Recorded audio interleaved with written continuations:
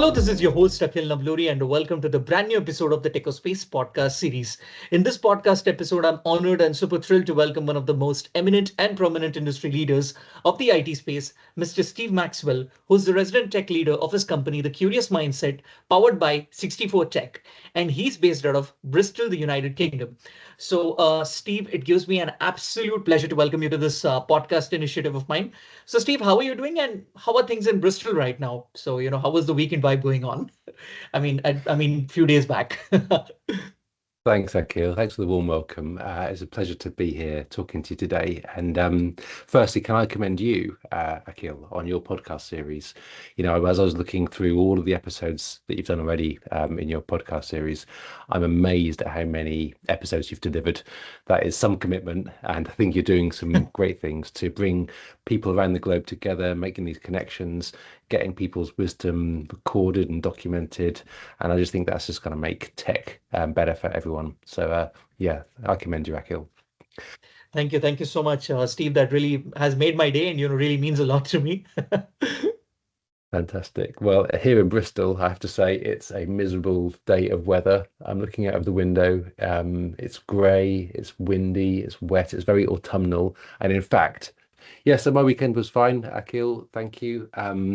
Yeah, it's a wet and windy Bristol here today. And it was over the weekend actually. But yeah, it was a fine weekend. Here in the UK, we had our Remembrance Sunday for just Okay. remembering all of the soldiers who gave their lives in the various world wars and things. So quite a poignant Okay. weekend for us. All right. That was a pretty busy week, and a lot of, what do I say, a week of patriotism, and a lot of remembrance. So that's pretty good to know, Steve. So, Steve, without any further ado, let's kick off with our podcast episode. All right. So, Steve, can you give me a complete timeline of yours in the IT industry? Sure thing. I won't bore you with all of the details, as it's been quite a long career so far, 20 plus years. But for me, this is a question about, personal growth. Um, I really do believe in the concept of lifelong learning. For me, I've found that the more I do learn in tech, particularly, the more I know, the more I become aware that there's more I don't know, if that makes sense. So yeah, learning is pretty key to me, and everyone's journey is unique. Mine is just one example. But having worked with a lot of people in tech over the years, I think what's universal is the feeling of struggle, uncertainty, growing pains, and also a feeling of pressure to get things right, probably right first time. Well, I've got a new mantra actually in my own life that I've heard quite recently, and it goes like this: life is an experiment. Quite a simple phrase. I heard it recently from a really good friend of mine, but it really resonated with me. And I think it resonated because I've probably always had that mindset of just having a go, having a try and seeing what happens. So my timeline, Akhil, I came out of uni in 2001. Spent a few months moving city, did some part-time temp work, and I landed my first proper job in IT in Okay. 2002 for it was a small niche financial services company, very small. I think it was 30 people at the time. Um, with that sort of size company, there was no grad scheme. It wasn't a technology training program over 2 or 3 years. It was just me, the sole IT person, thrown in the deep end, responsible for networking, server admin, firewall admin and security, vendor management, software development. Honestly, I didn't have a clue about any of these things at first. So it was quite overwhelming at times, but there was lots and lots of growth. I often made mistakes and learnt from them, as well as having successes and learning from them. So um, I think the phrase that springs to mind is you don't learn to swim by reading a book. The only Yes. way you can learn to swim is to get into the water and have a go. And um, I think that's definitely would epitomize that first phase of my career. Right. I think my key takeaway from that period was I actually developed through that kind of hands-on sink or swim type environment. I built an intuitive understanding of actually how to get things done in technology. Really actually kind of like deliver some software, upgrade a firewall, upgrade servers, manage the vendors that are there to support. So yeah, getting that intuitive understanding of how to do things in tech was my key takeaway. And I must have done something right, because 3 years later, I was promoted to IT manager of this company. What a change. Oh my goodness. I'd spent all these last few years honing my craft with the tech, but people, completely different ball game. Yeah. I would come to learn that people have ups and downs, they have energy curves, they're sometimes firing on all cylinders, sometimes they're not. They get ill sometimes, they have worries, they have self-doubt, and all of these things that computers just don't have. I suppose you could say computers get ill sometimes, but that's only because of a configuration issue or log Right. files filling up or something. But yeah, a Exactly. completely different operating system. And so for the next 5 years, Akil, I was with the same company, building out my team, hiring, learning about, writing job descriptions, learning about onboarding staff, and just figuring out how to lead people really.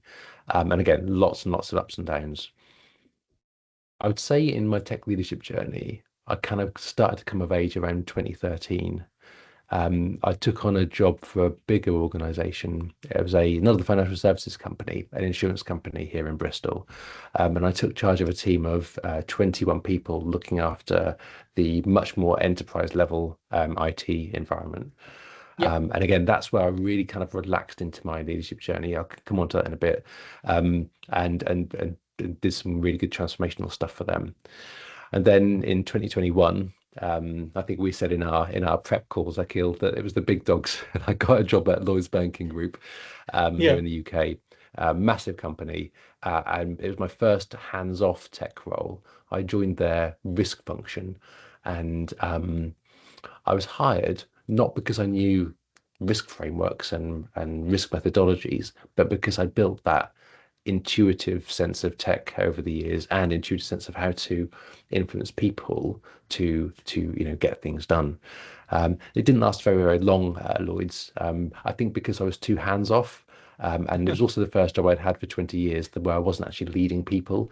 And I really learned at that point by essentially, like an experiment, I Yep. took a step away from the tech leadership, Mhm. and I found that I really, really missed that part of the role. So that's why it only lasted for about a year or so. But I guess coming back to the end, to the beginning of the question and the moral, I think growth can be painful at times. Certainly, I found that it's non-linear. It doesn't always move within the same pace. Yes. Yes. And I think it also requires an exposure to personal risk, taking a chance, seeing if it works out or not. I think the Lloyd's job, it wasn't a mistake because I learned something about myself that I needed to get back into leading people within tech rather than being slightly hands off. So yeah, so there's a risk of failure, but that's where you have the opportunity for growth. And I think that's the key point. Whenever I've felt inside my comfort zone, I've probably been a bit bored. All So right. pushing myself to get out of the comfort zone, I think, is where I've found the most growth happens. I think that's the kind of the key moral really is just keep on growing, stay outside your comfort zone because it means you're growing. That's fantastic timeline, Steve. Now, Steve, you told me that in 2001, when you started your journey, or let's say in 2002, if I can just rephrase that, when you started your journey, you were a lot into, networking, networking in the IT zone. Then, we're talking about firewalls, creating the firewalls and helping out with all the admin related stuff. But back then, when Mm. there was no internet, I mean, millennials like me, or let's say the Gen Z people, like, other people of my friends group would like to know, like, how did you manage that all? How did you get that groundwork, all together good with that? I love that, Akil, because I promise you, actually, I know I'm quite old now, but there was internet when I first started my career. I'll tell you what, there wasn't though. There wasn't the kind of the cloud computing type opportunities, Azure, AWS, Google Cloud, and there certainly wasn't any AI. But Google was around, and so Google was my friend. I have to say, in my first job, in fact, Okay. if I'd have had my job 5 or 10 years before, I think it would have been a completely different ball game. Google definitely Right. accelerated my growth, I'd say. I became really good at searching for the answers. Um, and I think it's quite understood these days, isn't it, that there is a skill in searching for the right sort of content and knowing how to filter between good information and bad information through Google and whatever search engines you use. Um, so yes, yeah, Google was my friend.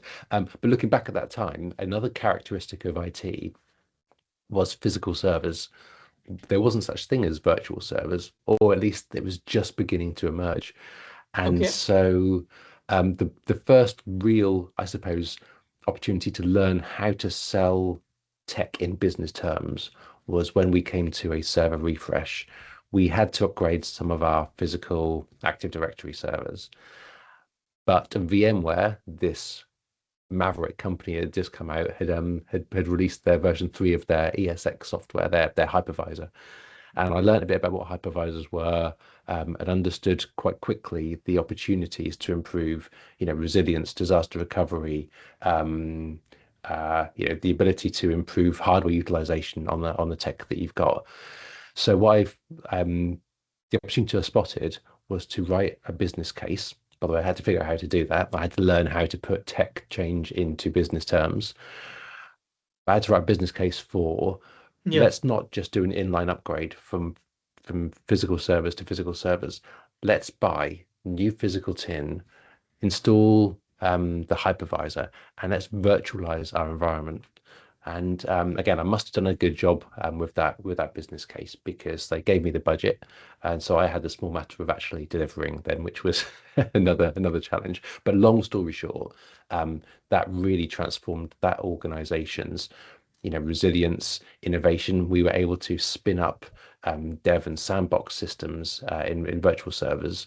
In the past, we had no spare equipment. We're only a small company, so it really did. I think it was a real strategic underpinning for their next phase of growth. That's So that fantastic, was, Steve. Yeah. yeah. Sorry, Akil, to cut across you, and then I'll be much quicker on this next point.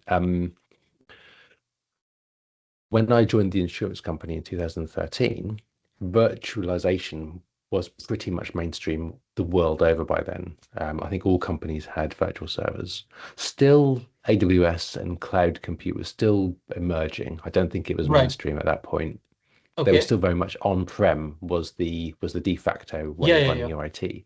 Yep. But that wasn't the case on the desktops. We had physical tower PCs, we had laptops, which we still do now today, of course. But in the enterprise, back in the early 2010s, there was quite a drive towards virtual desktop infrastructure.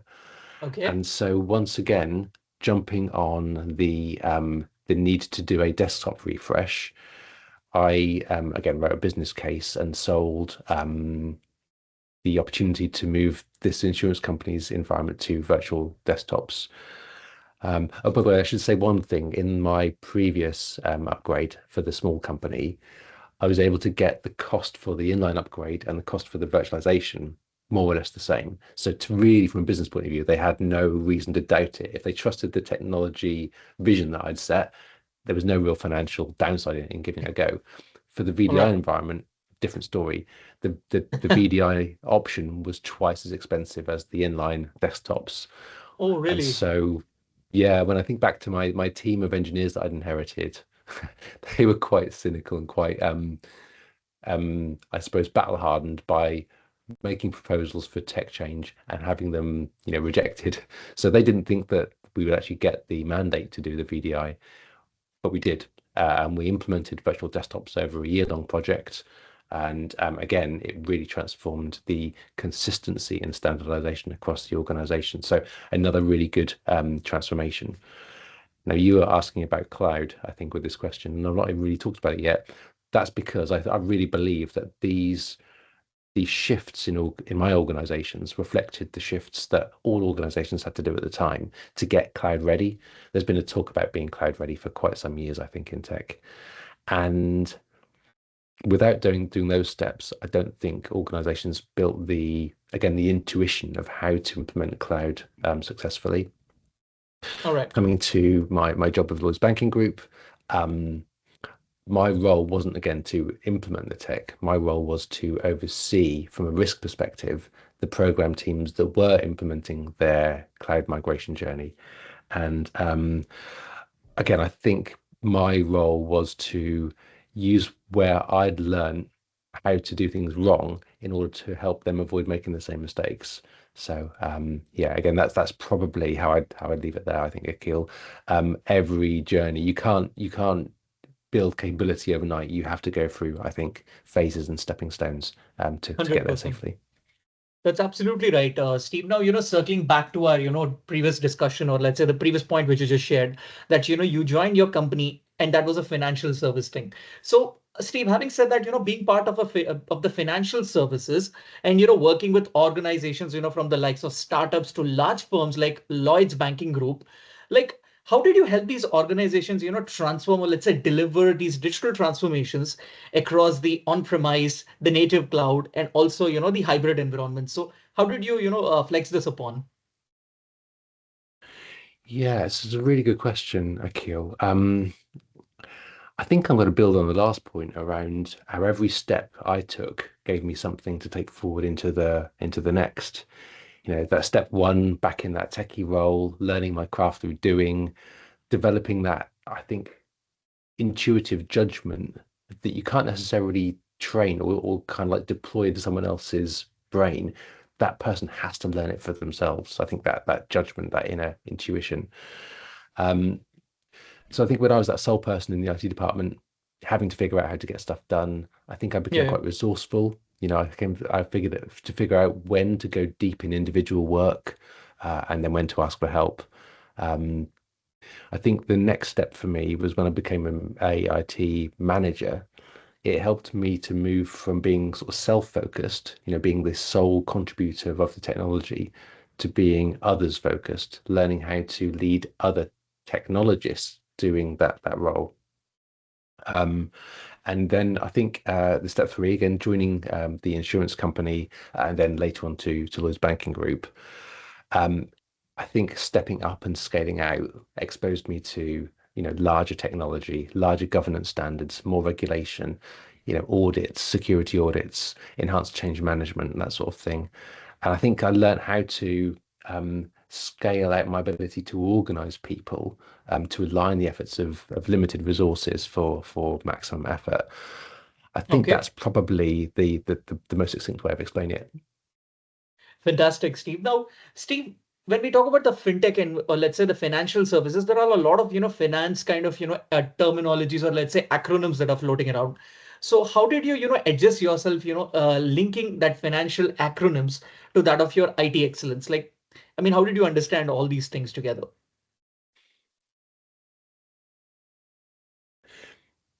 I'm not sure if this is going to answer your question, Akil, but I don't like acronyms. I think, and this is based upon my own judgment, I think a lot of people will disagree with me, but I find that acronyms get in the way of common understanding. If I Yeah. was to talk about NSX to you, unless you knew what it was, you would be like, Steve, what are you on about? That's like it's a foreign language. Whereas if you knew that NSX was software defined networking that allows networking policies and rules to adjust according to the context of what's going on, it starts to make a bit more sense. So I think acronyms, I've actually I tried to avoid them, if I'm honest, in my Mhm. roles. I think what that has led to is, uh, I suppose, a reputation with others outside of IT as being quite an approachable IT leader, a human IT leader. And I think that actually is probably one of the critical things for successful tech leadership, certainly in from my perspective, and that's how I like to lead. If we, and it's often easy to do when we're under pressure, to hide behind acronyms, hide behind jargon. I actually just think it leads to more and more disconnection over time, and I think that Yeah. ultimately reduces the effectiveness of the tech function and therefore the business as a whole. That's absolutely a right point said, Steve. Now, Steve, when you were part of the financial services, did you understand, the, let's say, the ledger, the accounting, and all the other, all the other terminologies of finance? And how did you, integrate that with your workflow, with your IT workflow? That's another really interesting question. These are really good. These weren't part of our prep, were they, Akil? So this is good stuff. You put me on the spot, and I'll tell you what. The I've actually got an answer to this. I think. The job I haven't spoken about so far was when I took a brief 3-year spell outside of financial services. I joined, again, it was in the small business space. It was between my first financial services job and my insurance company. Hmm. And I took on the position of head of IT for a UK clothing company. It's not a sexy high street clothing company. They were a wholesaler of schoolwear. Hmm. And in that job, what's interesting was I reported into the finance director. So, funnily enough, it was in that role where I learned about ledgers, general ledgers, accounting Oh, principles, and things. Bizarrely, nothing. It wasn't during my previous financial services time. And so I took that knowledge and experience into the insurance company, having already learnt it. So again, it was an interesting one. The downside to this part of the story is the IT team that I inherited in the insurance company was much, much bigger. Again, I think I mentioned 20 odd people. And what I found was the IT function that I looked after had very little interest actually in what the business was. They were pure techies. They loved, administration. They loved coding. They loved um, IT engineering, and they didn't really care too much for insurance matters and finance matters. And I think that's probably looking back on it now, why they found it so difficult to get investment for their own technology initiatives, because they could only see them in terms of they're great technologies, but they couldn't really convert it into business language. Does that answer your question? 100%, 100%. And I think, reporting to the finance director of, that retail company actually was an awakening for you, towards moving into the financial services and acted as a very instrumental one. So that's a pretty good one. 100%. And Steve, you grasped it really well, understanding the things and applying it in your check workflow. Now, Steve, I really love the fact about, this particular title, which I will, just address now. So, Steve, can you give me an insight into your perception of being a people first technology leader, and how did that help you, let's say, working with complex high impact projects across the areas of, let's say, the IT operations, the infrastructure, the program, or let's say the cloud management. So what went with that? So, people first technology leadership. So, okay, well, I think this is the only way to succeed in business, actually. If you're not people first, then it's very hard to, as a leader anyway, to actually kind of inspire and motivate your team to all pull in the same direction. An analogy that might help explain this point is if you imagine there is a cart of some kind and you've got your team are all pulling the cart. If they're pulling in slightly different directions, but still roughly in the same Yeah. direction, the cart will move forwards, but not as efficiently as if they're all completely aligned and all pulling in the same direction. And so for me anyway, when I think about leading a team of technologists, by being people first, that's how we create that alignment. And it's a simple thing to say, but it's much, much harder to do in practice because we are also individuals. And when we're under pressure to deliver, when we may have a boss that's come and given us a urgent deadline for a report or a KPI pack or something like that. Um, we may be tempted to focus on what we need to deliver first and just like let our teams just get on with it. And in my view, and I've done this before, that's a mistake because it means people feel disconnected. They don't know what the overall goals are, and so on.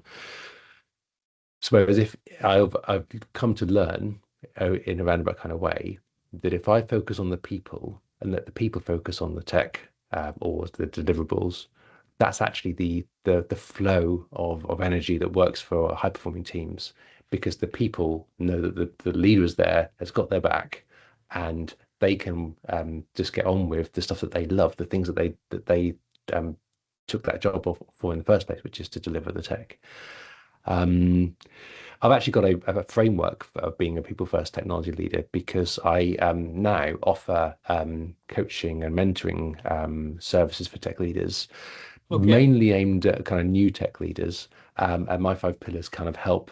They're basically born from my experience of what I've found to be true as the way to really kind of take that step up from being a technology doer to a technology leader. And it's things like being curious, always remaining lifelong learners. That's the first pillar. The second pillar, hang on a second, I'm just going to find it. The second pillar is moving from sort of shipping code to sort of shaping teams. It's moving beyond just the delivery of the tech. You as a person have to allow the Yep. others to deliver. Pillar three is around that human-centric leadership. This is about Yep. believing in your people more than they believe in themselves. And I think that's something that I hold quite dear to my heart, really, is that people I've found, because of the self-doubt that we all inherently carry, we do need leaders to believe in us more than we believe in ourselves. That's what gives us the permission, if you like, to have a go, to try a little bit harder, and dare I say, take a bit of a personal risk and therefore grow. So that's human-centered leadership. The fourth pillar is as a leader, taking the leap. And I think I mentioned earlier, moving from self-focus to others focus. That is a really key mindset. It's no longer about us, even though there's a lot riding on us and all eyes are on us because what we do has a far bigger impact as a leader. Our focus has to be on other people. And that's really quite a hard thing to do because it's a much more exposed, risky place to be, especially when things go wrong. And Yep. then the fifth pillar is around leading with purpose and with confidence. And I've got a Okay. story. If we've got time, Akil, I'd quite like to share this story. Go ahead. So, do you know who Roger Federer is? The famous tennis player and the superstar of tennis, I could say. The superstar of tennis. Why is he a superstar? Because he is an amazing champion, isn't he? He's won everything in tennis multiple times. So it's quite tempting to see, well, he's Mr. Perfect in the tennis world, isn't he? But if you look down in the detail of what tennis really is, it's a series of points, isn't it? Now, quick pop quiz, Akil. Do you know as a percentage across Roger's entire career, what percentage of points did he actually win? Do you think? I'm not much into the tennis side, so I would guess it probably, let's say 100. Just a very wild guess. It's actually about half. Half of all the Really? points that he played, he Okay. lost. Okay, it's not quite. He won 54% of points and he lost 46% of points. I think that was the statistic. All right. Anyway, Mm-hmm. the reason for this story, Akil, is that, again, back to my mantra of life's an experiment. Well, let's go even further. Let's say every moment is an experiment. Every moment is a point of tennis. Whether you win the point with an amazing ace, or whether your return hits the net and you lose the point, that moment's gone. And Roger Federer epitomized that. I think what made him the champion was his mindset. The moment the point is gone, regardless of the outcome, he's on to the next point. And I love that story around life being an experiment. And if you can really believe that, it basically takes the pressure off, I think. It Yep. means that every moment we have a go. If we get it wrong, it's a data point.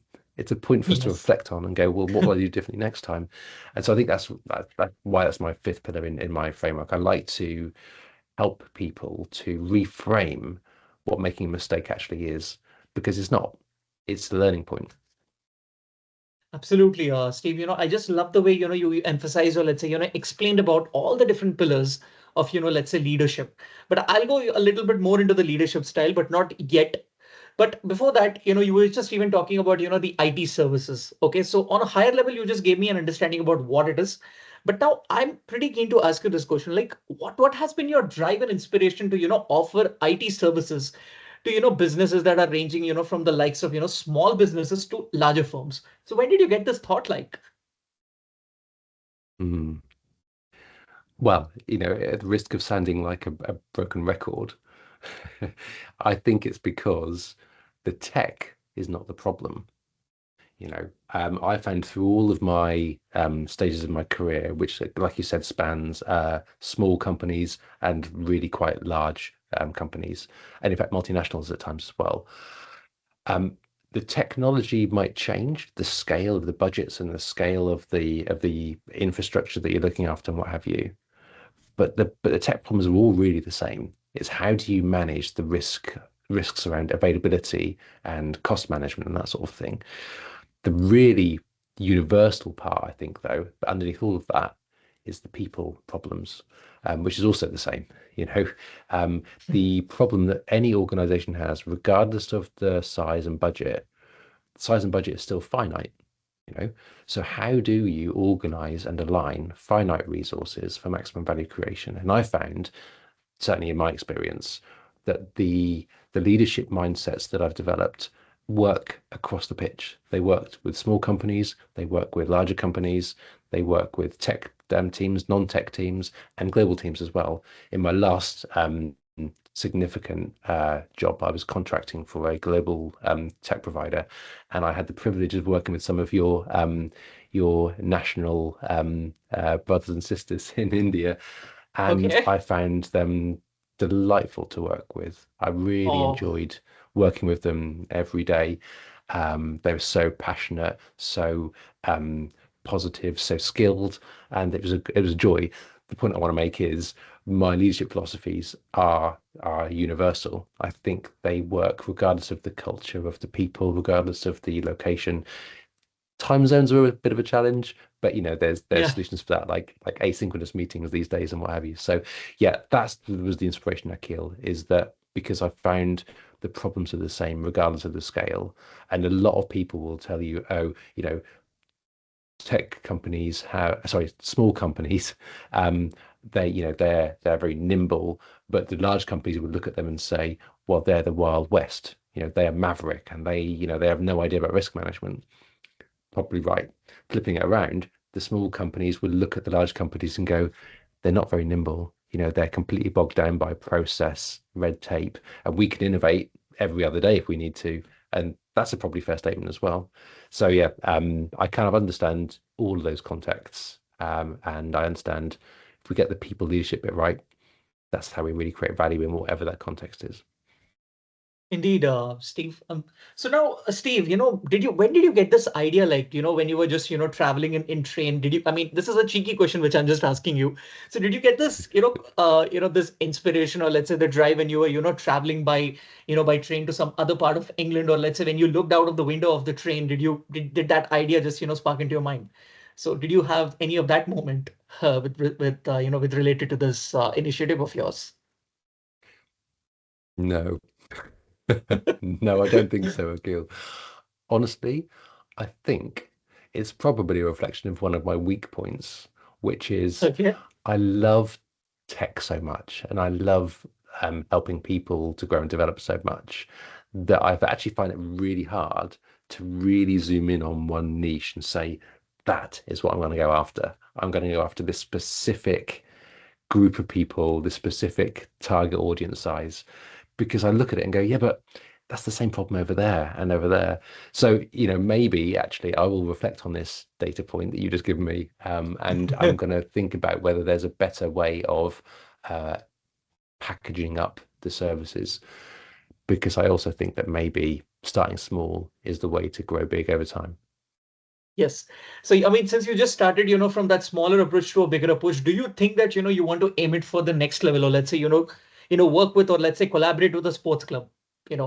Suppose a sports, football club comes knocking at your door and they say that, Steve, we would like you to provide us IT services, to our particular team, or let's say for the end users. So how would you help them out? What is the workflow that you're going to add there? Cool. Would I want to work for a sports team? Do you know what? I think I would love to work for a sports team in that way, because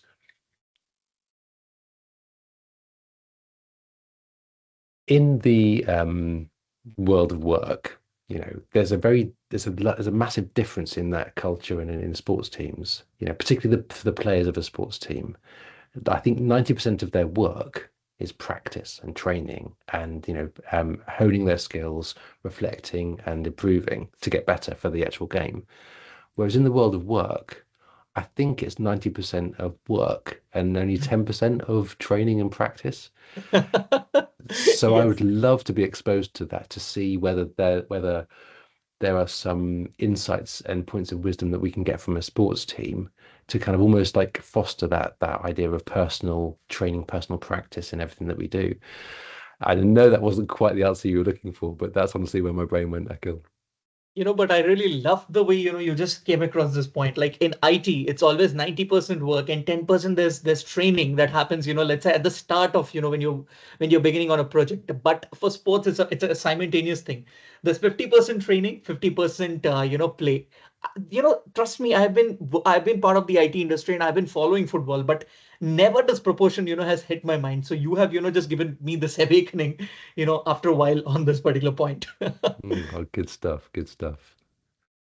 That's pretty fantastic, Steve. Now, Steve, can you just, would you like to, shed some spotlight into your tenure of being the resident tech leader for your company, The Curious Mindset, powered by 64 Tech? Absolutely, Akil. So this is for me a bit of a match made in heaven, I think, in terms of where I Okay. am at this point in my life and my career. But a quick disclaimer. So it's not my company. Okay, so the company was founded by a great guy called Bandish, who's here in the UK. He's not actually a tech leader either. His background is entrepreneurship. He founded 64 Tech, which is a managed services tech provider here in the UK. And so, yeah, his team's expertise is like he's still human led. That's one of his mantras. But he delivers through his team, technology services, business to business, hardware, software, cloud services like telephony, that sort of thing. And just recently, he's bolted on AI solution consultancy, of course, to Okay. his Mhm. growing offerings. But coming back to the curious mindset, I think Bandish found that he came across a lot of tech leaders in his role, and he noticed a pattern that most of their problems weren't tech related; they were people related, just what we've been speaking about. And he found that they were finding it hard to motivate their teams, inject passion into their teams, how to deal with bad performance, whatever that looks like, how to attract the right people, and so on. So during the global pandemic, he decided to put his marketing budget not towards sort of salespeople and taking out ads on LinkedIn and what have you. Instead, he decided to found the Curious Mindset and funnel that marketing budget into developing a community that could directly help tech leaders in this area of growing as people leaders. I actually first joined the Curious Mindset as one of the community, again, because the entire mantra resonated with me a lot. So I joined, and I learned that every 2 weeks they introduce a guest speaker, and then there's a resident host as well. Neither of which are tech leaders. I mean, the guests sometimes are tech leaders themselves, but the host is more of a business performance type coach type background. And so over the months and years, um, my role then grew into being like the resident tech leader, which is a post where I now host the Q&A session at the end of the Curious Mindset fireside chat. I'll try and bridge the gap between the non-tech speaker and then the tech leadership group. So I kind of like find a question and frame it in a way saying, based upon what you've just been talking about, how does that apply to tech leaders? And I'll try and ask questions to elicit the information that the tech leaders might need to hear. Yep. And it's just a wonderful environment.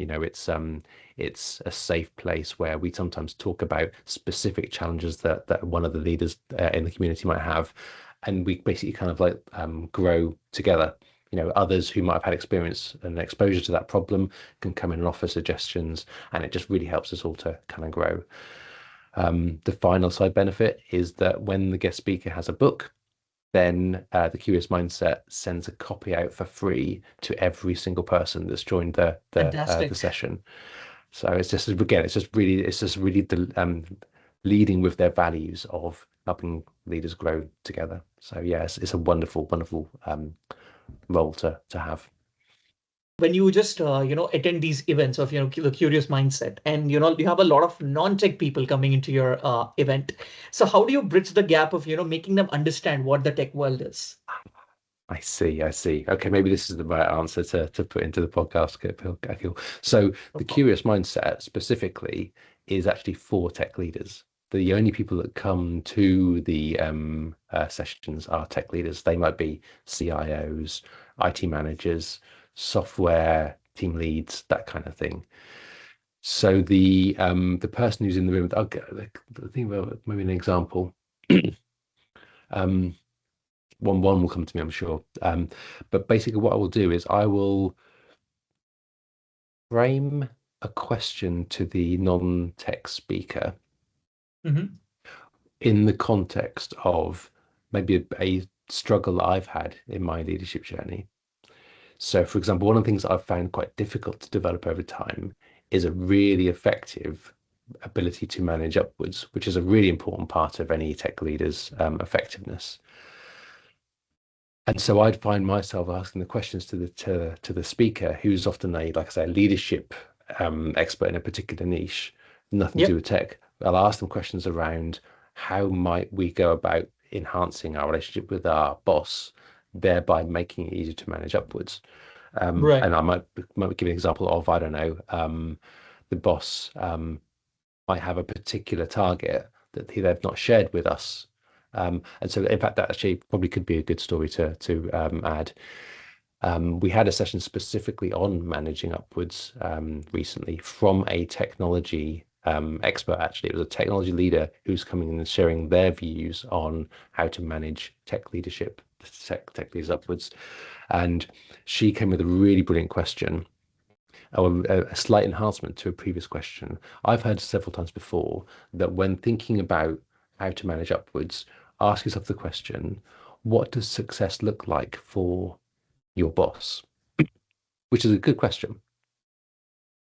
A better question might be, what does success look like for our boss in this organization? That slight extra detail in the question makes it a far more powerful question because you're forced, if you're going to answer it properly, to think about your boss's background, your boss's context.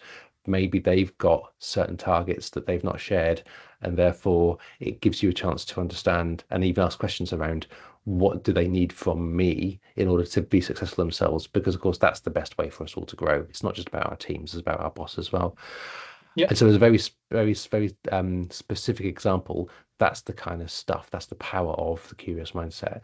We get exposure to lots of different individuals who've gone through their own journeys, and we come and we share ideas together, and that just it cultivates and spawns ideas and growth for the whole group. And in fact, I go back to your podcast. That's what you're doing, right? You are bringing lots of different people into the Tech Space podcast. They share their wisdom, they share their learnings, and Yep. then the audience are getting the benefit of all of that rich ideas in one place. So again, it's a great. That's why I love community so much. Thank you. Thank you, Steve, for speaking really good words about my podcast initiative. And I really would like to comment about the initiative that the Curious Mindset is also coming up with. That's really fantastic, and I really love. Probably given an opportunity, if I ever visit UK and if I ever come to Bristol, I'll definitely be there and be part of the group. Fantastic, fantastic. That'd be great. Awesome, Steve. Now, Steve, I'm pretty keen to understand this. Like, what is that, that leadership philosophy of yours that, you're so passionate about, where you talk about that, great leaders, they grow new leaders. So what's with that statement and what's with that passion of yours? Hmm. This is a lovely, natural next part of the conversation, I think, because it's been all about growth, really, hasn't it? Leadership growth. If leaders are growing and their teams are growing, I think it gives quite a nice visual of like expansiveness over time. But in the tech industry, I think this is probably one of our biggest pitfalls, not because people are promoted as they grow. I mean, they are, but I think they're probably promoted. I almost don't want to say for the wrong reasons, but for the skills that they no longer need, right? Um, I think, in my experience at least, that there is definitely a distinction between those companies who promote tech leaders and then tell them to just get on with it. The idea Mhm. is, well, you're a great coder, so you can now deliver 10 times as much code by being a leader. And that's not quite how the mechanism works. Hmm. And then there's other companies who will promote that software developer into the team lead role and then give them the people skills to then allow them to scale out the team's effectiveness by recognizing that these cogs, these resources that we talk about are actually people, again, with the ups and downs, the energy curves, and so on. And I think that's the key point. That I believe that's the reason why we have a bit of a disconnect between tech departments and non-tech departments in businesses. Certainly, I've found oftentimes joining new companies that from the other businesses' point of view, they see tech as a bit special. They're kind of they're nerdy, they're kind of introverted, and as long as they've got a computer to play with, they're fine. But just don't talk to them. And All right, yeah. I think people did have come up with built this, in my opinion, incorrect assumption that that's just what IT people are like. I actually think that's wrong. I think the reason people are like that is because we don't develop tech leaders that can ensure that sort of people centricity in everything that they do. Um, Even with industries, celebrities like David Hannemeyer Hansen. I'm not sure if you've heard of David. He was the creator of Ruby on Rails, which is quite a well-known software. Is it a language? I'm not even sure. Anyway, he's a big celebrity, if you like, in tech circles. And I've read posts of his recently where he said, he'll never again hire a leader into his organization where they've got 100% leadership responsibilities. He says they should have some technical delivery, like coding responsibilities as well. And he must have had, I don't know, some bad experiences of hiring leaders that then didn't perform or the team's performance slumped. Um, so maybe that explains his own personal kind of experience. Because in that way, it would look like an unnecessary business expense. You hire a leader, pay them a salary, and then the team's output doesn't improve. That doesn't make really good business sense. So I can understand where he's going with it. And one day I'd like to have an in-depth conversation with him just to understand if I've taken his meaning Yeah. correctly. Because my sense is he's underplaying the leadership component of those roles. Um, I know that he himself has his own passion for tech. He's got his own hands-on approach. He's blogged about how he'll still write code, when he feels like it, even though he's the leader of two or three businesses. Yep. But I don't really agree that that's universally the case and the best approach for tech leaders. For him, it works because of his passion, and he's probably exceptional at it as well. But for the majority of businesses, I would wager leadership is such a different role than the technical delivery that once that person's earned the promotion, I think to blend those roles together runs the risk of the role holder doing both parts of the role less effectively than they otherwise might. So for me, yeah, coming back to the question, Akhil, great leaders do grow new leaders because that's how you help. How do I put this? For leaders to grow leaders in their team, then as and when that expansiveness means the opportunity arises for promotion, they've already got a bit of a head start. You haven't Yeah. got to start right at the beginning. So I think that's really, really crucial. And again, growth is at the core of everything in all of this. That completely sums up the point. Steve, now, Steve, when we're talking about this passion of yours, who was the person who was, your mentor who actually, gave that huge influence on you, when it talks about, about the leadership philosophy? Like, who was that person who, made everything happen? I love this question. I didn't anticipate it, Akhil. There's certainly no one person, I would say. I would say that my very first manager, a woman called Jo, in the small business that I started off with, I think I got incredibly lucky to have a boss like Jo because, again, I know she wasn't a tech leader as such, but she was very tech savvy, in the business. And I think because of that, because it wasn't her role, she offered me people support, early stage support with figuring out how to actually show up for work every day as a new graduate, turn up and work 40 plus hours a week from nothing, and actually be effective. So I think she was definitely, I would look back and say she was a mentor. Equally, the managing director of that company, Tony, was also a really powerful figure in my early formative years. He was so stable and so calm, and it was absolutely unflappable. Um, let's think of one more just for time. Another one. So more recently, a great guy by the name of Paul. Paul was in the insurance company. He was the chief risk officer, actually. And again, he offered me something different. He was amazing with people. He was very good at recognizing and seeing people for who they were and tapping into like the ability to inspire the heart in people, which I think is a rare trait in those very kind of academic type roles, IT, risk, finance. He was a cut above, and yeah, he was very inspiring. He actually helped mentor me, which led to the Lloyds Banking Group job. And in actual fact, looking on it now, it's probably no wonder that I ended up taking a technology risk role for Lloyds because Paul himself was a risk professional, the absolute top of his game, top of his field. And he made me see risk for something very different to the reputation, which is quite dry, quite boring. In actual fact, risk is probably one of the key skills for any technologist. So again, really grateful for him as well. That's an amazing set of things that I've heard about, and I really appreciate the way your mentors have helped you out. And I mean, when they'll hear this podcast, they'll really remember those days, that they've worked with you, and that's pretty amazing, Steve.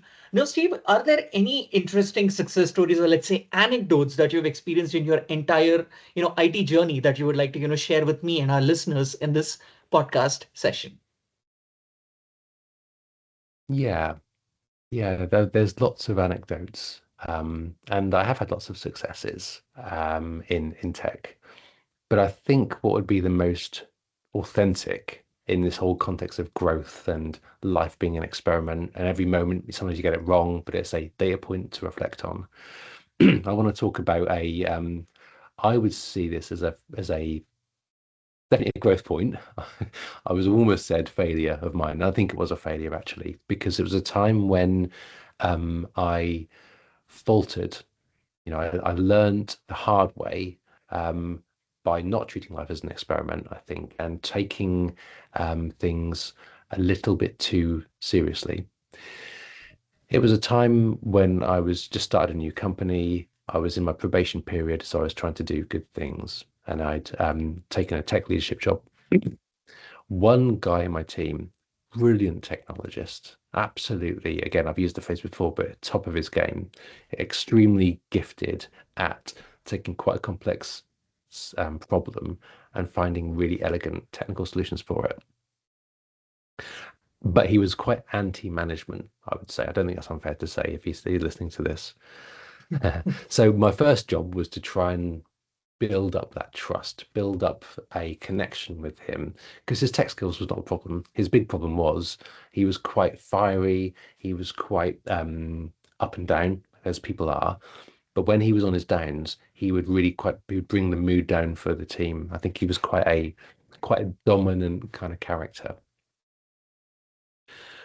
But over the first few months, I was making some quite good inroads with him. And in fact, at one point, when his guard was particularly down, he said to me, Steve, you're one of the best managers we've ever had here. And the moment he said that, the guard went back up again. I think it was a little bit too vulnerable for him at that time, which is fine. But it was a good sign that, things were moving in the right direction. So coming to the failure, because of those team dynamics, that he unfortunately had some of his weaker sides.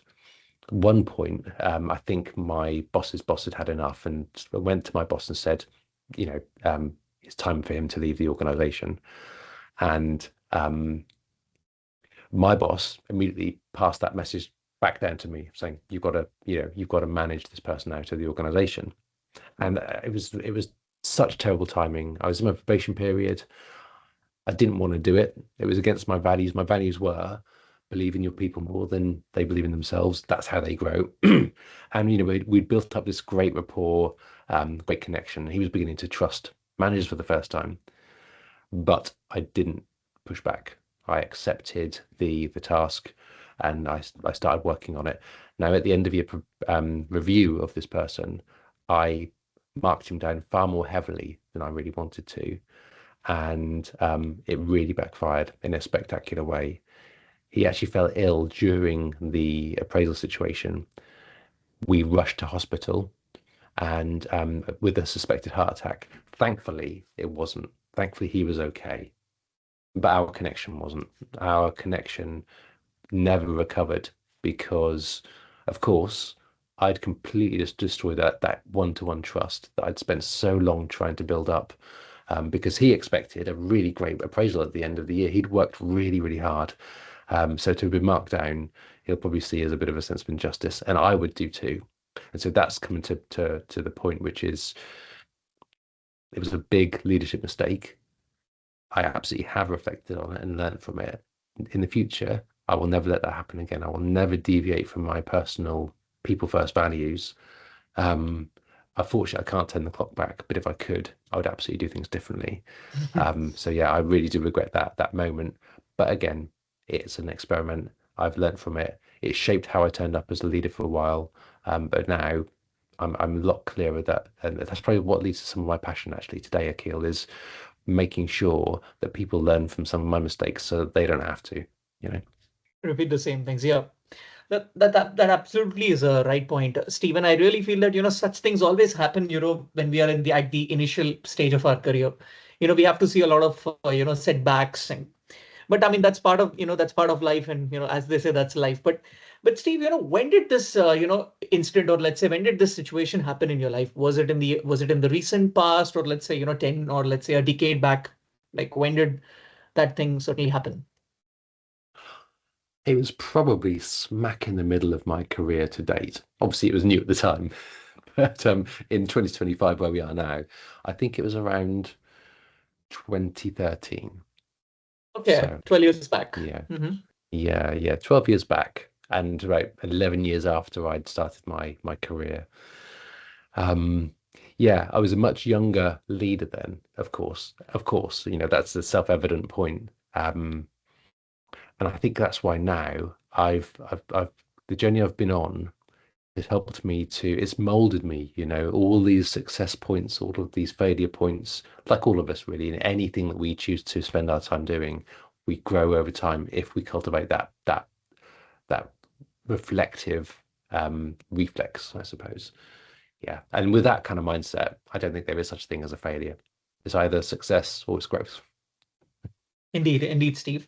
Now, Steve, I mean, I'm pretty aware of the fact that, everyone talks about networking. So when we talk about networking, or let's say, bonding up with your team, was there any kind of an anecdote where you just got together with your team, and, you went for a football match, or let's say watched a football match in a restaurant or a bar, and, socialized about a little bit about tech and a little bit about football.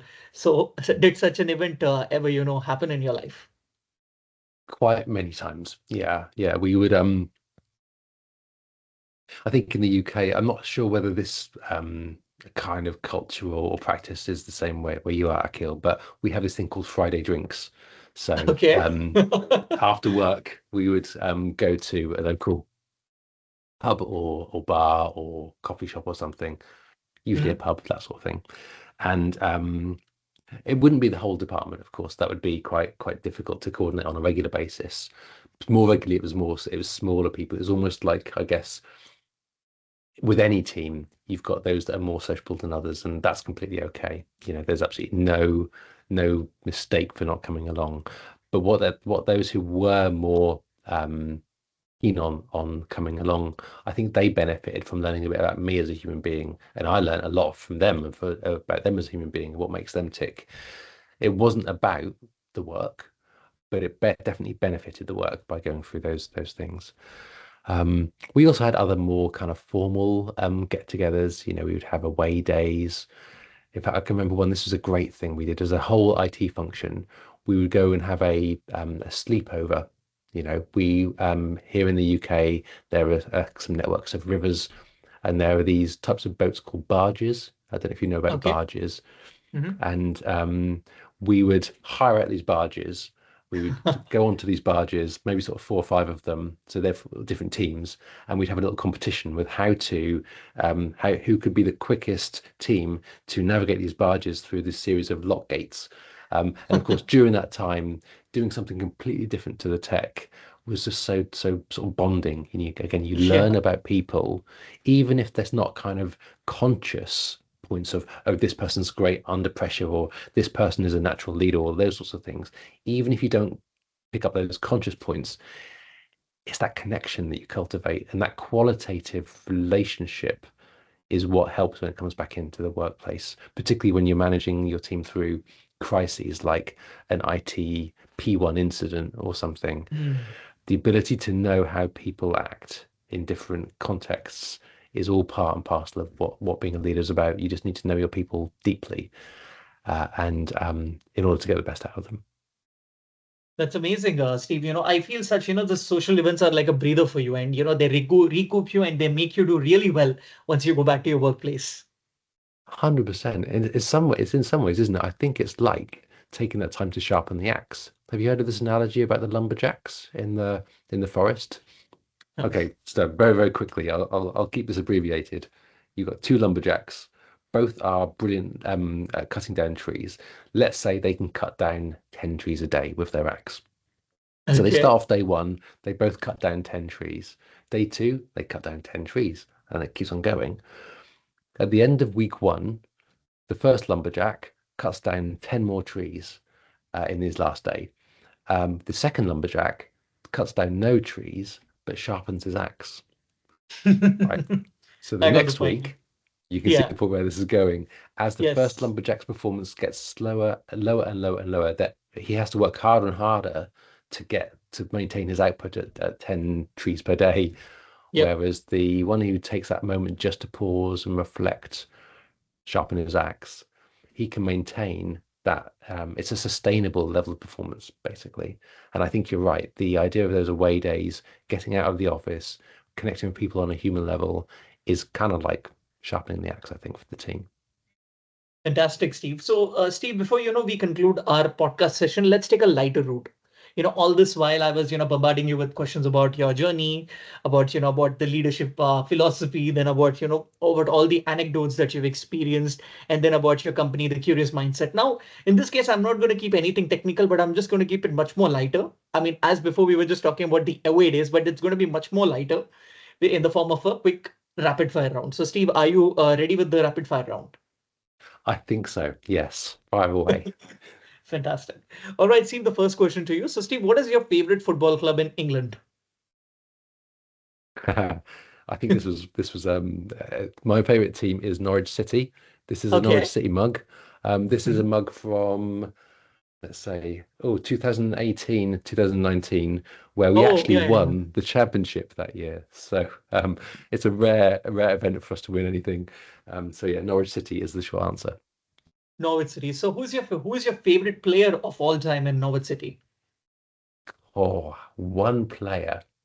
I'm going to go with the legend, who is Brian Gunn. Brian Gunn was our goalkeeper when we had our one and only um, time in Europe. This was back in 1993-94, Oh, Akil. And Brian was the goalkeeper. And the reason why he is my favorite of all time is because my mother at that time was working for a company who sponsored Norwich City. And oh, so sometimes it was a car company. And so sometimes the players would come and pay her a visit in the office. And one time when I was very young then, and this great giant of a man came in, and he was a delightful human being, and I remember it to this day. And so again, come back to connection and human sort of centric leadership.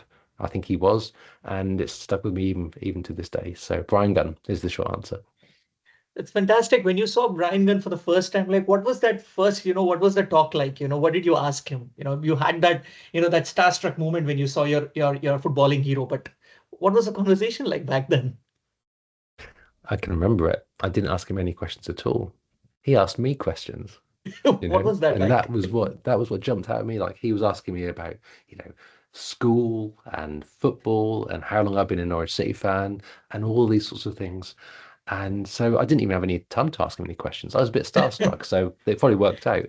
And again, it just shows, I think, that leaders, the best leaders, are all about asking questions rather than about being asked questions. Even though this is what you've done here today, Ekel, you've been a brilliant leader of the podcast and asked me lots of Oh, great questions. that actually, calling me a leader is like a huge statement for me. But I really, really, take this into a good stride, and will We'll try to, even do much better. And this particular statement of yours again has made my day. So that's lovely, Steve, for sure. Now, Steve, talking about cars, like what was the first car that you have purchased? Oh, the first car I purchased is not the same as the first car I owned because I was given a car for my first car. Um, I was given a really old Ford Fiesta as a Okay. hand-me-down when my grandmother-in-law um, quit driving. She gave me her car, which was an amazing thing. Um, my first car that I bought, properly bought, would have been with my then partner. We bought a Renault Clio back in, gosh, what year was that? 2003, maybe something like that. Mhm. So again, a long time ago now. Yep, way long ago, I think 22 years back. Yeah. But that's good. You just given me the exact, name of the car, which is really fantastic. Now, Steve, since I'm, from India and I'm of the Indian origin, like what is your favorite Indian dish that you would like to have? I do like a good Indian, I do like a good curry, but I'm very aware that the curries I've had in my life are British curries, so they're probably not that authentic. But I'll give you the answer and then we can maybe chew it over later. Um, Whenever I go to a new curry house, Yeah. my yardstick, if you like, of the quality of the house is their booners. So I will do always have a booner, and if I like that, then the next time I go, I'll try something different. But I would say booner is the one I go for. I like it spicy, but not too spicy. Not too So spicy. Yeah. when I come to India, kid, and I see you, then you can take me to a proper Indian cuisine, and I'll see what the difference is. 100%. If you come to Hyderabad, I'm going to make you, try the biryani here because biryani is something which has actually come from Hyderabad. So we are like Ah, huge fans about biryani, and yeah, fantastic, fantastic. Yeah, but biryanis are another good. They're right up there. Certainly, and my partner goes for biryanis quite often. nice. That's fantastic, Steve. Now, Steve, like if I'll just give you two choices here, like to choose. So is it which one do you prefer the most? Do you prefer the mountains or do you prefer the beaches?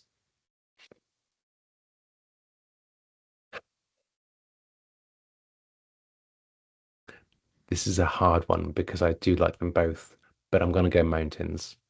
It's Okay. actually that by sitting with it for a second, that's really clear. I find the peace, the nature, the sheer scale of mountains, a place of real solace. Been to the Lake District here in the UK several times. In fact, when I got married, my wife and I honeymooned there. So it just goes to show how much mountains have shaped me with their ever presence. Amazing, Steve. Now, Steve, I'll give you four choices. Now, when it comes to the movie franchises, so you have to tell me which one is your favorite one out of the four. First one is, it is the James Bond movies, then Star Wars, the Marvel franchise, or do you like Harry Potter series? So out of the four. These are really tough questions because having to choose one. Again, can you see how I struggle to focus on one thing? Because when you said Yeah. James Bond, I was like, yeah, James Bond is great. Then you said Star Wars. Oh my days, I grew up on Star Wars. And in fact, side note, one of my greatest parental successes is getting my son into Star Wars. That was a win for me. Um, and then the Marvel, though, that's also an interesting one because I've spent so many wonderful hours with my son, again, watching all of the Marvel movies, and really kind of just having moments of connection with him as he grew up. But I'm going to go Star Wars. I think that's the most significant one for me.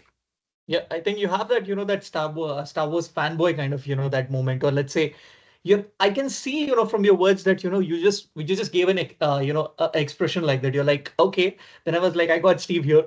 I know Steve likes Star Wars, and there's nothing else that can, hide from you. You spot. You see the point. Wasn't even what I said. It was the way I said it. It was the energy around it. It gives it Yeah, away. yeah.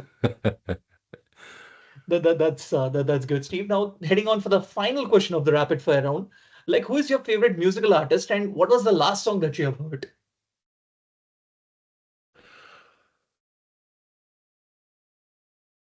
I think the pattern I'm noticing myself here is that declaring my most favorite of any one thing is actually quite hard for me. But I'm just going to go with it. You said rapid fire, and I've been anything but rapid.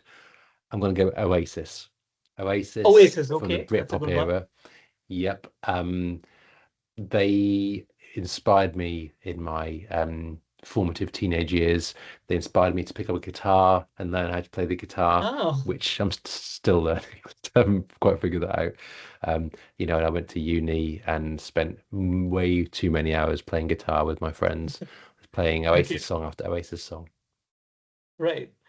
That's fantastic, Steve. So, Steve, thank you so much for, taking time from your busy schedule once again. And it was lovely conversing with you, through your talking about your journey, transversing about, about your leadership philosophy, then, talking about your company, the curious mindset, and all the other anecdotes that you have shared, pertaining to, delivering these digital transformation. Everything, just blew me off. And I just loved every conversation that we had today. So thank you so much once again, Steve. And it was lovely having you.